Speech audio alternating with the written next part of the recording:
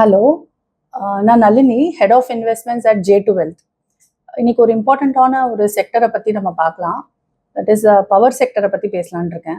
எதுக்காக இந்த power sector இந்த டைமில் அப்படின்னு சொல்லி கேட்டிங்கன்னா, ஒரு இதுக்கு வந்து பின்னாடி வந்து நம்ம போக வேண்டியதாக இருக்கும். 2004 to 2012 என்ன நடந்தது, அதுக்கப்புறம் இப்போ என்ன நடக்குது அப்படின்றத பற்றி நான் உங்ககிட்ட சொன்னாதான் இந்த பவர் செக்டரை பற்றி இன்னும் கிளியராக உங்களுக்கு புரியும். முன்னாடி வந்து ஒரு சைக்கிளிக்கலா இருந்த இந்த பவர் செக்டர் இப்போ வந்து ஒரு ஸ்ட்ரக்சரலா ஒரு சேஞ்ச் நடக்க போகுது. அப்படி என்ன அப்படின்னு பாத்தீங்கன்னா 2004 to 12 வந்து பாத்தீங்கன்னா டிமாண்ட் இந்த பவர் செக்டர்ல ரொம்ப ரொம்ப குறைச்சலா அண்ட் டிமாண்ட் வந்து எதால டிரைவ் பண்ணப்பட்டது அப்படின்னு கேட்டீங்கன்னா சிமெண்ட், ஸ்டீல், இன்ஃப்ராஸ்ட்ரக்சர், கன்ஸ்ட்ரக்ஷன், இதுதான் வந்து இந்த பவர் செக்டரை வந்து டிரைவ் பண்ணிட்டு இருந்தது. ஆனா இப்போ பார்க்க போனா there is a lot of change. என்ன அப்படின்னு பாத்தீங்கன்னா இப்போ ஏஐ வந்து டேட்டா சென்டர்ஸ் இதுக்கெல்லாம் வந்து பவர் ரொம்ப தேவை. இப்போ ஏஐக்கும் டேட்டா சென்டர் ரைட் நவ் இந்தியாவில் வந்து 1 GW அளவுக்கு தான் கெப்பாசிட்டி இருக்கு. இந்த கெப்பாசிட்டி எப்படி எக்ஸ்பேண்ட் பண்ண போறாங்க அப்படின்னு பார்த்தீங்கன்னா கிட்டத்தட்ட ஒரு 7 to 8 GW இந்த வந்து ஏஐக்காக கெப்பாசிட்டி எக்ஸ்பேன்ஷன் பண்ண போறாங்க. ஸோ இது one of the factor that drives a power sector. So next per capita இன்கம்னு பார்த்தோம்னா 2,20,000 ஒரு வருஷத்துக்கான பெர் கேபிட்டா இன்கம். அதே மாதிரி ஒரு டாலர் டேர்ம்ஸ்ல பார்க்கணும்னா 2,850 அப்படின்ற அளவுக்கு இருக்கு. ஸோ இப்போ எந்த மாதிரியான ஒரு $3,000 அப்படின்னு போகும்போது என்ன ஆகும்னு கேட்டிங்கன்னா பீப்புளோட consumption, spending on the consumption வந்து சேஞ்ச் ஆகும். ஸோ முன்னாடி வந்து ஒரு ஒரு 2 வீலர் வாங்கிட்டு இருந்தவங்க வந்து இப்போ வந்து ஒரு கார் செக்மெண்ட்டுக்கு போகலாம். அந்த மாதிரி வந்து சேஞ்ச் ஆகும். ஸோ இப்போ என்ன ஆகுது அப்படின்னு பார்த்தீங்கன்னா ஒரு ஏசியோட பெனிட்ரேஷனாக இருக்கட்டும், இல்லை வீட்டுக்கு ஒரு ஃப்ரிட்ஜ் வந்து வாங்குறதா இருந்தாலும், வாஷிங் மிஷின் வாங்குறதா இருந்தாலும் இதெல்லாம் வந்து மாறுது. ஸோ ஏசி பெனிட்ரேஷன், மெட்ரோஸ் வர்றதுனால இங்கே வந்து என்ன ஆகுதுன்னு பார்த்தீங்கன்னா டிமாண்ட் இதுக்கு ஜாஸ்தியாக போகுது. ஸோ பவர் டெஃபினட்டாக இந்த செக்மெண்ட்ஸ்க்கெல்லாம் தேவை. ஸோ அது one of the reason. Next அப்படின்னு பார்த்தீங்கன்னா இப்போ ஒரு El Nino situation kind of thing இருக்கு. இந்த எல்னினோ சிச்சுவேஷன்ல என்ன ஆகுதுன்னா ரொம்ப ஹீட் வந்து ஜாஸ்தியா இருக்கு, மழை வந்து குறைவா இருக்கு. தட் இஸ் நார்மலா வரக்கூடிய மழையை விட இப்போ குறைச்சலா வரப்போகுது. ஸோ இதனால என்ன ஆகும் அப்படின்னு கேட்டிங்கன்னா ஹீட் ரொம்ப ஸ்ப்ரெட் ஆகிறதுனால நம்ம த்ரூ அவுட் த டே நம்ம ஏசியில் இருக்கணும், இல்லாட்டி ஒரு ஃபேனில் இருக்கணும், ஃபேன் போட்டுட்டு தான் இருக்கணும் அப்படின்ற மாதிரி ஒரு சிச்சுவேஷன் இருக்கு. ஸோ இந்த மாதிரியான இதுக்கும் வந்து பவர் தேவை அதிகரிச்சிருக்கு. நெக்ஸ்ட் அப்படின்னு பார்த்தீங்கன்னா ஸோ நம்ம டிமாண்ட் வந்து எந்தெந்த பக்கத்தில் இருந்து வருது இந்த பவர் செக்டருக்கு அப்படின்னு பார்த்தீங்கன்னா ஃபர்ஸ்ட் வந்து ஏஐ. ஏஐ பார்த்தீங்கன்னா கரண்ட் ஏஐயோட கெப்பாசிட்டி வந்து 1 GW தான். இதை வந்து எப்படின்னா ஒரு 7 to 10 GW அளவுக்கு நெக்ஸ்ட் 5 yearsல இன்க்ரீஸ் ஆக போகுது. ஸோ பவர் செக்டர் டிமாண்ட் வந்து ஏஐ அண்ட் டேட்டா சென்டர்ஸ்னால டிரைவ் ஆக போகுது. நெக்ஸ்ட் வந்து பார்த்தீங்கன்னா PLI schemes which government has given. இந்த பிஎல்ஐ மூலமா என்ன ஆகுதுன்னா நிறைய இண்டஸ்ட்ரீஸ் உள்ள வரப்போகுது. நிறைய இண்டஸ்ட்ரீஸ்க்கு வந்து பவர் தேவைப்பட போகுது. ஸோ இந்த இடத்துல இருந்தும் நம்மளுக்கு பவர் டிமாண்ட் அதிகரிக்குது. ஸோ நம்ம பெர் கேபிட்டா இன்கம் இப்போ இன்க்ரீஸ் ஆகிறதுனால நம்ம வந்து ஸ்பெண்டிங் வந்து டிஸ்கிரிஷனரி ஸ்பெண்டிங் வந்து இன்டூ ப்ரீமியமைசேஷன் ஆஃப் ப்ராடக்ட்ஸ்ல தான் போகுது. அதனால ஏசியோட பெனிட்ரேஷன் ஜாஸ்தியா இருக்கு. ஸோ ஏசி பெனிட்ரேஷன் அப்படின்னு சொல்லும் போதே நம்ம பவர் செக்டர் டெஃபினெட்லி வந்து டிமாண்ட் ஜாஸ்தியா தான் ஆக போகுது. அடுத்ததான் வந்து இவி ஸ்பேஸ்ல பாத்தீங்கன்னா இப்போ ஜியோ பொலிட்டிக்கல் இஷ்யூஸ்லாம் நடந்திருக்கு. எல்லாருக்குமே தெரியும் வந்து எப்படி India 85% depend on crude oil. இப்போ க்ரூடுக்கு நெக்ஸ்ட் ஆல்டர்னேட்டிவ் என்ன அப்படின்னு பார்த்தீங்கன்னா ஒரு ஃபியூவலுக்கு ஆல்டர்னேட்டிவ் வந்து இவி ஸ்பேஸ் தான். இப்போ most of the auto sectors are depend on this petrol and diesel. இப்போ அதுக்கு ஒரு ஆல்டர்னேட்டிவ் பார்த்தா இவி. ஸோ இவிக்கு டெஃபினட்டா வந்து ஒரு பவர் தேவை. ஸோ இந்த இடத்துல இருந்தும் நமக்கு பவர் டிமாண்ட் கிடைக்குது. நெக்ஸ்ட் வந்து climate change, that is in terms of El Nino. El Nino இருக்கிறதுனால என்ன ஆகுது, இந்த வருஷம் ஒரு எல்னினோ இயர்ஸ் அப்படின்னு சொல்றதுக்கு என்ன மீனிங் அப்படின்னா நார்மல் ரெயின்ஸை விட பிலோ நார்மல் ரெயின்ஸ் தான் இருக்க போகுது. இதனால எங்க பார்த்தாலுமே வந்து ஒரு ஹீட் ஸ்ப்ரெட் அக்ராஸ் இந்தியா ஃபுல்லாவே பார்த்தீங்கன்னா heat is been spread across. இந்த இதுல வந்து நம்ம வந்து ஒரு ஃபேன் இல்லாதையும் ஒரு ஏசி இல்லாதையும் இருக்கவே முடியாது. ஸோ இதுவும் one of the reason. So 2004 to 12 வந்து எப்படி ஒரு டிமாண்ட் வந்து it was driven by only few செக்டர்ஸ்ல இருந்து இப்போ வந்து demand has been driven by many factors. அதனால இது one of the reason where இந்த power sector has a importance இங்க. ஸோ நெக்ஸ்ட் வந்து கெப்பாசிட்டி பத்தி பார்க்கலாம். 2004 to 12 வந்து கெப்பாசிட்டி இந்த பவர் செக்டர் பார்த்தீங்கன்னா 199 GW தான் இருந்தது. அதுக்கு இப்போ வந்து கம்பேர் பண்ணி பார்த்தோம்னா it is almost 533 GW. there's a lot of improvement in the power sector from where we were and where we are today. இது எதனால அப்படின்னு கேட்டிங்கன்னா முன்னாடி வந்து we were dependent more on coal. அது வந்து தெர்மல் கெப்பாசிட்டியை பேஸ் பண்ணி தான் ரொம்ப இருந்தோம். பட் வந்து ஒரு கட்டத்தில் வந்து கோல் வந்து நமக்கு டெபிசிட்ல இருந்தது. We had to import coal from other countries. நம்ம இம்போர்ட் பண்ணும்போது என்ன ஆகுது அப்படின்னு பார்த்தீங்கன்னா, prices were higher for certain period of time. அந்த ஹையர் ப்ரைஸஸை பீப்புள் கிட்ட பாஸ் ஆன் பண்ண முடியல கவர்மெண்ட்னால. ஸோ அதனால என்ன பண்ணாங்கன்னா, அவங்களே அந்த காஸ்ட்டை பேர் பண்ணிக்கிறதுனால நிறைய டிஸ்காம்ஸ்லாம் டிஸ்ட்ரெஸ்ல இருந்தாங்க. ஸோ டெட் அவங்களோட புக்ஸ்ல வந்து ஜாஸ்தியாக போயிடுச்சு. பட் இப்போ இருக்கிறது வந்து என்ன பார்த்தீங்கன்னா, solar and other renewable energy சோர்ஸ்ல ரொம்ப வந்து ஃபோக்கஸ் பண்றதுனால இந்த செக்மெண்ட்ல வந்து கொஞ்சம் நம்ம செல்ஃப் ரிலையண்டா இருந்துட்டு இருக்கோம். கம்பேர்ட் டு சைனா அந்த அளவுக்கு இல்லைனாலும் இப்போ நம்ம we are trying to become more self reliant in terms of the renewable energy. So நம்ம கோல் இம்போர்ட் பண்ணுறத பற்றி பேசணும். அதுக்கப்புறம் வந்து அதுலேயே வந்து ரினியூபிள் எனர்ஜி வந்து அப்போ வந்து யூட்டிலைஸ் பண்ணது 1/4 தான் இருந்தது வந்து renewable energy. That is solar, wind, hydro அதெல்லாமே. பட் இப்போ பார்த்தீங்கன்னா ரினியூபிள் எனர்ஜி ஆல்மோஸ்ட் 55% ஆயிடுச்சு. ஸோ நம்ம மோர் ஆஃப் ரினியூபிள் எனர்ஜியில் இப்போ கான்சென்ட்ரேட் பண்ணிட்டு இருக்கோம். இருந்தாலும் கோலும் ஒரு பேக் போனாக நம்மளுக்கு அமைஞ்சுட்டு இருக்கு.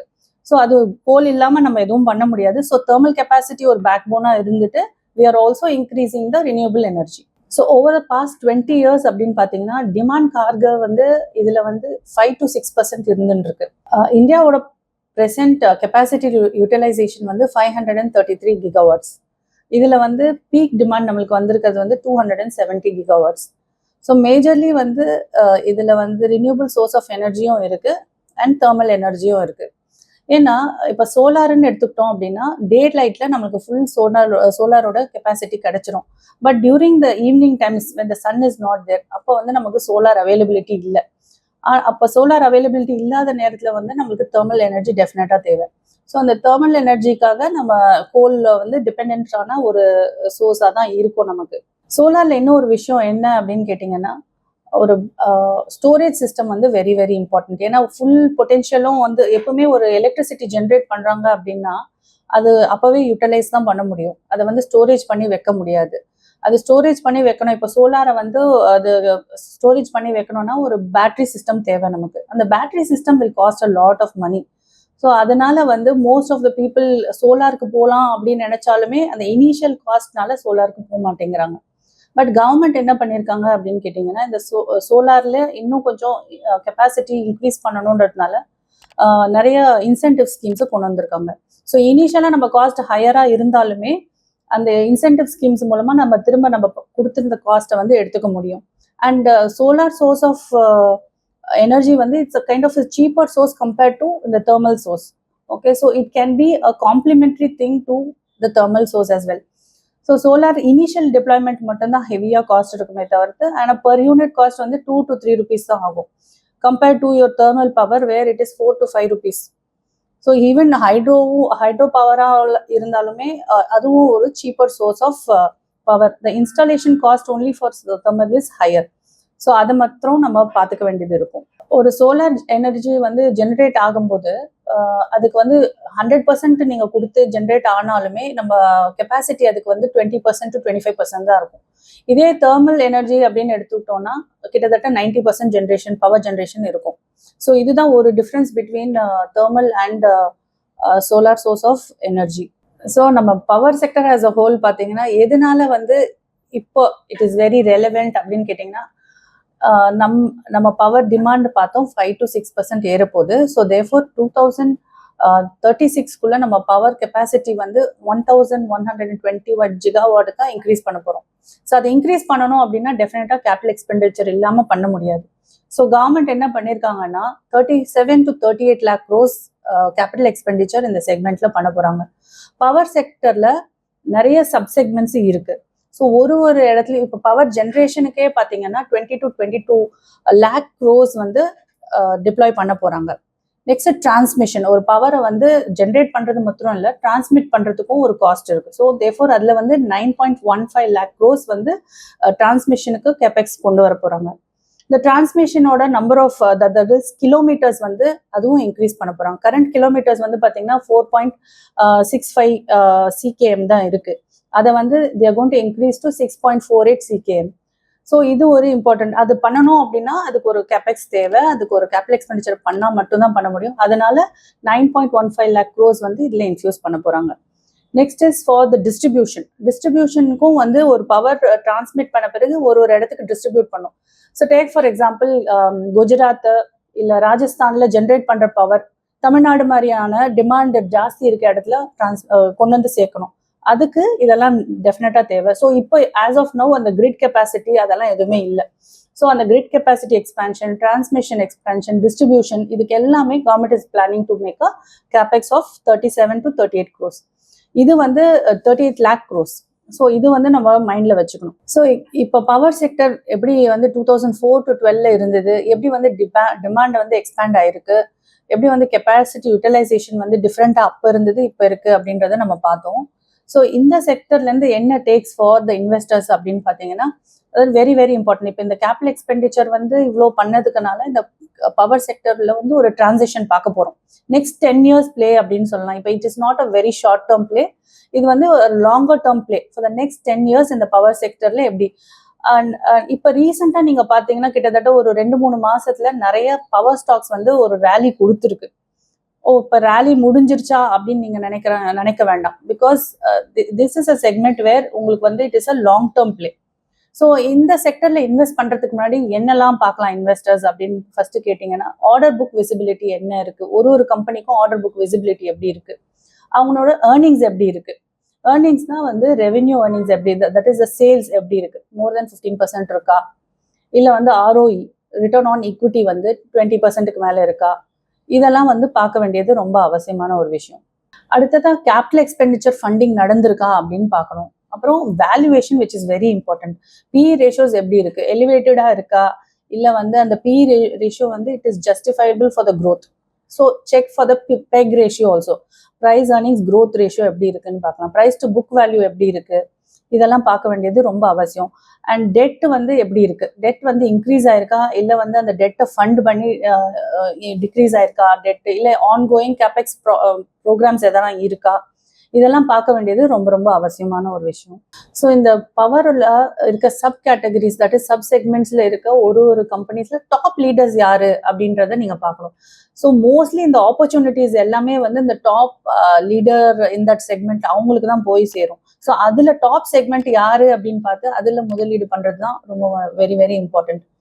ஸோ இப்போ ஆல்ரெடி நிறைய ஸ்டாக்ஸ் ரன் அப் ஆயிடுச்சு, அப்போ பவர் செக்டரோட இது முடிஞ்சிருச்சா அப்படின்னு கேட்டீங்கன்னா இல்லை. we will have opportunities and இது வந்து ஒன் டைம் ஆப்பர்ச்சுனிட்டி கிடையாது. So it is over a period of 10 years. So அதனால எப்பப்பெல்லாம் வந்து இந்த மாதிரியான stocks that is top leaders and niche segment எப்போ whenever there is a fall அது வந்து ஒரு அக்யூமுலேஷன் ஜோனா இருக்கும். ஸோ அதெல்லாம் ஒரு வாய்ப்பு நம்மளுக்கு ஆட் பண்றதுக்கு. ஸோ இவ்வளோ கேபெக்ஸ் இருக்கு, இவ்வளோ ஆப்பர்ச்சுனிட்டிஸ் இருக்கு இந்த பவர் செக்டர்ல அப்படின்னா இப்போ எல்லா ஸ்டாக்கும் பவர் செக்டர்ல வாங்கிடலாமா அப்படின்னாலும் அதுவும் தவறான ஒரு விஷயம். ஸோ நம்ம ஒரு கம்பெனியோட ஸ்டாக்கை வாங்கும்போது நம்ம பார்க்க வேண்டியது நிறைய விஷயங்கள் இருக்கு. ஆஸ் நான் சொன்ன மாதிரி நிறைய அந்த உங்களோட டியூ டெலிஜென்ஸ் தான் நீங்க பண்ணி தான் ஆகணும். இல்லை உங்களோட அட்வைசர் கிட்ட ஒரு ஒப்பீனியன் கேட்டுட்டு அப்புறமா இந்த ஸ்டாக்ஸ்ல என்டர் பண்றது மிக சிறந்ததா இருக்கும்.